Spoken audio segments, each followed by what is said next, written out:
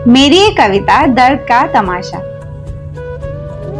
अगर बहरा भी समझदार हो, अगर बहरा भी समझदार हो तो खामोशी को सुन लेता है। नजर मिलाते ही अनकहे शब्दों को पढ़ लेता है। चीखना चिल्लाना तो लोग सुनकर भी नहीं सुनते। बेकार ही हम बात बात पर ऊंची आवाज चढ़ाने पर है उतरते। सुनवाई कब शोर की हुई है। जब जब मैं चीखी बस भीड़ आकर मुझे घेर गए हैं।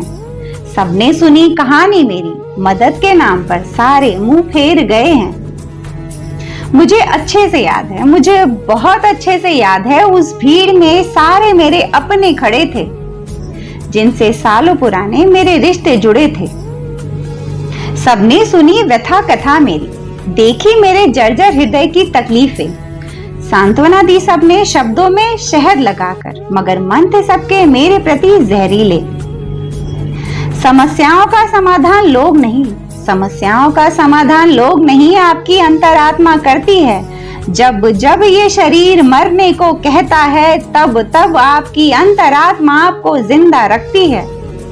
कड़वा सच तो ये है ना साहब, कड़वा सच तो ये है ना साहब कि लाशों का कोई रिश्तेदार नहीं होता, सगा संबंधी कोई परिवार नहीं होता। आत्मा बस निकल जाने दो शरीर से, ये मांस का लुथड़ा किसी काम का नहीं होता। खुद को बंद कर लेना किसी बंद कमरे में, खुद को बंद कर लेना किसी बंद कमरे में, आंसुओं को कैद कर लेना अपने हथेलियों के पहरों में, मगर अपने दर्द का किसी को गवाह ना बनाना, अपने दर्द का तमाशा लगाने का ख्याल ना लाना। किसी को अपना समझने की तुम भूल ना करना, किसी से उम्मीद रखने की तुम चूक ना करना। अगर सचमुच कोई अपना होगा ना, अगर सचमुच कोई अपना होगा ना, तो वो बिना बुलाए दौड़ा चला आएगा। आपकी आंखों में आंसू ना देख पाएगा, तुम्हारे लिए वो सबसे लड़ जाएगा। तुम कहोगे या ना कहोगे, तुम मांगोगे या ना मांगोगे, उससे जो बन पड़ेगा वो सब कुछ तुम्हारे लिए कर जाएगा। और सबसे बड़ी बात, अपने इस एहसान को मरते दम तक ना जताएगा।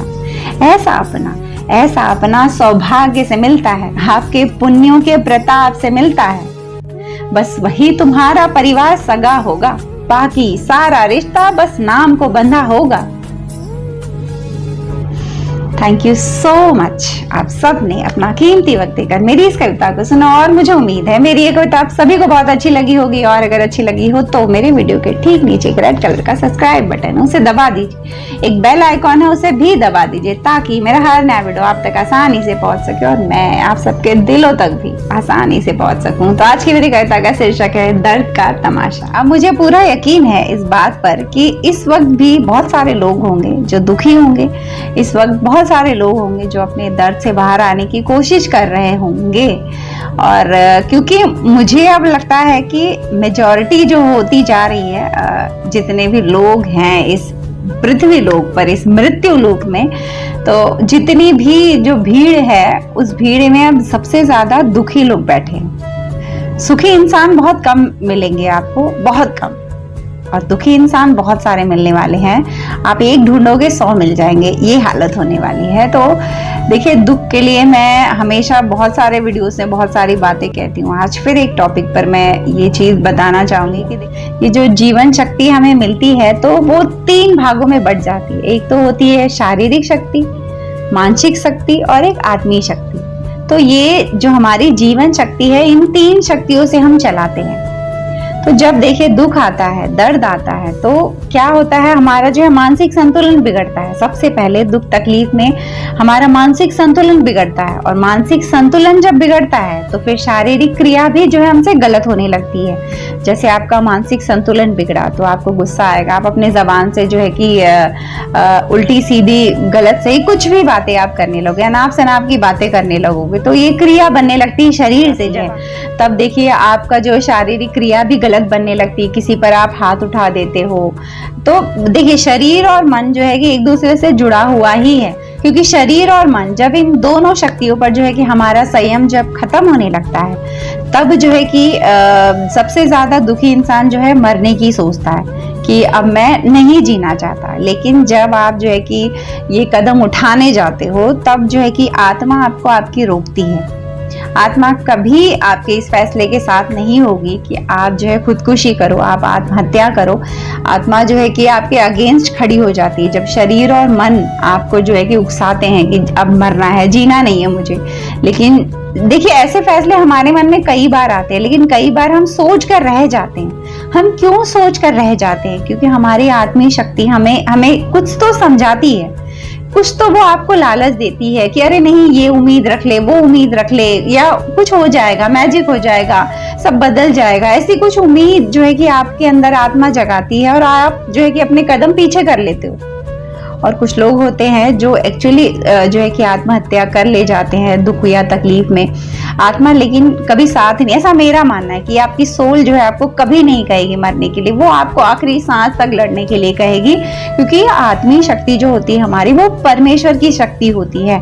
और जो सुसाइड कर ले जाते हैं, इसका मतलब ये होता है कि उन्होंने अपनी आत्मा को ना सुना, ना जाना, ना समझा।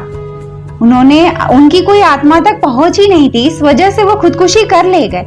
अगर देखिए किसी भी इंसान की उसकी आत्मा तक थोड़ी बहुत भी पहुंच होगी ना, वो सोच भले ले, वो शारीरिक और मानसिक तकलीफ के चलते वो सोच भले लेगा कि यार मर जाना चाहिए, ये कदम उठा लेना चाहिए, मुझे कहीं कूद जाना चाहिए, पंखे से लटक जाऊं, ऐसी सब बातें सोच सकते हैं हम। शारीरिक और मानसिक शक्ति पर हमारा संयम ना रह पाएगा तब, और ये संतुलन बिगड़ता है तब हम ये सोच ले जाते हैं। लेकिन देखिए, कई बार सोचने के बाद हम रुक जाते हैं। क्यों रुक जाते? क्योंकि उस इंसान की, यूं समझ लीजिए कि आत्मा पर उसकी कुछ तो पहुंच है, जिस वजह से उसकी आत्मा ने उसे समझाया और रोक लिया।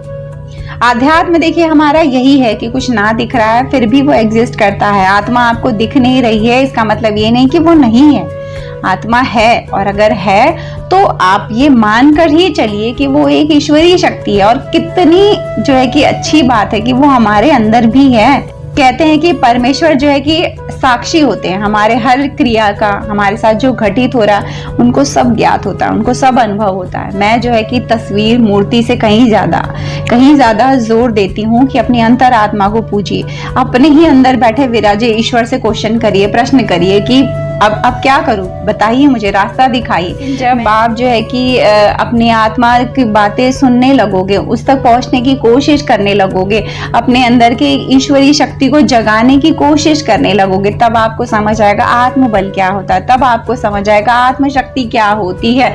मैं हमेशा ये सोचती हूँ कि आखिर ये जो दिल धड़क कैसे रहा है, ये जो दिल धड़क रहा है वो मुझे लगता है वो परमेश्वर ही हैं, वो हृदय में वही विराजते हैं। हमारे अध्यात्म में भी कहा गया है कि ईश्वर जो है कि हमारे हृदय के अनाहत चक्र में रहते हैं। तो उसी अनाहत चक्र में जब ईश्वर रहते हैं, वो जब हमारी धड़कनें चला रहे हैं, तो वो हमें हर सवाल का जवाब भी देंगे। आपको लोगों को जाकर अपनी दर्द तकलीफें बता कर उनसे सोल्यूशन लेने की जरूरत नहीं है कहानी। क्योंकि देखिए, आप अपना दुखड़ा दर्द लेकर किसी के पास जाएंगे, आजकल तो ये हो रहा है कि किसी को किसी का दर्द दुखड़ा सुनना भी नहीं होता, और अगर कोई सुनने वाला मिल भी जाए तो वो बस जो है कि एक खबर के रूप में सुनता है कि हाँ ये ताजी खबर है, अच्छा इसके साथ ऐसा हो रहा है, इसके साथ ऐसा। वो सिर्फ खबर की तरह सुनते हैं, एक समाचार, एक नया जो है न्यूज मिली किसी और को कहने के लिए। जैसे मैंने ये न्यूज सुनी, अब मैं अपनी बहन को ये बताऊंगी, अब मैं अपनी माँ को ये बताऊंगी। तो बस इतना ही होता है, आपके दुख दर्द से किसी का लेना देना नहीं होता। वो सिर्फ आपको खबर बनाते हैं कि अब इसने ये नई बात कही, अब मैं फोन करके जो है कि अपने पिता को बताऊंगा इसके साथ तो ऐसा हो रहा है, आपको पता है ये बात, भाई को फोन करूंगी, ये कहूंगी करे इसके साथ ऐसा हो रहा। तो सिर्फ लोग यही कर रहे हैं, आपके दर्द को सुनते हैं, बस उससे ज्यादा कोई कुछ नहीं। हाँ, थोड़ी देर के लिए फॉर्मेलिटी करने के लिए लोग आपको समझा भी सकते हैं, अरे भाई ऐसे नहीं वैसे, लेकिन देखिए दिल से किसी का कनेक्शन नहीं होता आपके दुख के साथ। आपके दुख के साथ एक्चुअल कनेक्शन जो है आपकी आत्मा का ही होगा। ये शरीर के अंदर जो परमेश्वर हो, उसी से बात करिए, उसी को ही अपने दुखड़े सुनाइए, उसी से जवाब मांगिए कि बताइए प्रभु जी, मैं पूरी तरह से ब्लैंक हो चुका हूँ, मुझे नहीं समझ आ रहा क्या करना है। मैंने ऐसे ही एक बुक उठाई और उस बुक में लिखा था कि अगर दुख और दर्द है तो आपको क्या करना है कि आपके दिमाग में जो है कि नेगेटिव विचार को नहीं लाने देना है, जो बहुत सारे विचार चलते हैं उनको रोक देना है, बस इतना ही लिखा। अब उसके बारे में डिटेल में तो नहीं बताया कि ये कैसे होगा। ये थी हमारी भौतिक जगत की किताब जो हमें हेडलाइन बताती है कि ऐसे करना चाहिए। अब अध्यात्म में अगर आप जाएंगे तो आपको डिटेल में पता चलेगा कि ये काम कैसे जो है कि हो पाएगा। अध्यात्म की किताबें आप पढ़ेंगे तो आपको कहा जाएगा आपका जितना फ्री समय मिलता है आप विचारों में उलझने की बजाय भगवान का नाम लेना शुरू करिए, नाम जप करिए, एक ही भगवान का नाम जो है बार बार आप लेते रहिए। ये हैबिट डालेंगे। इससे क्या होता है, जब आपका दिमाग खाली होगा, आप काम कर रहे हैं व्यस्त है तब तक ठीक है, लेकिन जैसे ही खाली हो भगवान का नाम जपने लगे तो विचारों को जगह ही नहीं मिले। देखिए दिमाग का काम है वो विचार लाएगा, वो विचार थम तो नहीं जाएंगे, रुक तो नहीं जाएंगे। हम इतने योगी नहीं है, हम उतने तपस्वी नहीं है कि हमारे विचार हम एकदम से रोक लेंगे। विचार आएंगे लेकिन उस विचार को रोकने के लिए हमारा अध्यात्म कहता है कि आप नाम जपिए। नाम जपने से बहुत सारे बुरे नेगेटिव विचार सब धीरे धीरे कम होने लगेंगे। आप समय ही नहीं दोगे दिमाग को विचार करने का तो फिर आप कहाँ ये दुख तकलीफ को महसूस कर पाओगे। दुख तकलीफ का समय आता है और चला जाता है, बट देखिए कोई चोट जब दिल पे लगती है तो वो बार बार हम उसको याद करके बड़ा करते रहते हैं और परेशान होते रहते हैं। आप कई बार तो लोगों को लगता है डिप्रेशन की दवाई ले लेनी चाहिए। अरे दवाई मत लीजिए, सिर्फ एक नाम जप करिए। नाम जप करने से जो आपके खाली समय में दिमाग में जो घूमता रहता है वो चीज जो है कम होने लगेगी, नेगेटिविटी खत्म होने लगेगी। इसलिए हमारा अध्यात्म कहता है कि भगवान का नाम जप करो, ताकि खाली दिमाग जब होगा ही नहीं तो शैतान का घर होगा ही नहीं ऑब्वियसली। तो ये थी मेरी बातें आज के इस टॉपिक पर। और अगर आप सबको भी कुछ कमेंट करके मुझे बताना हो, इस टॉपिक से जुड़ी हुई कोई भी बात मुझसे करनी हो तो कमेंट करिए। और चलती हूँ एक और नए वीडियो में, आप सबसे मेरी मुलाकात रहेगी। तब तक उसके नजदीक रहिएगा। किसके? इसके।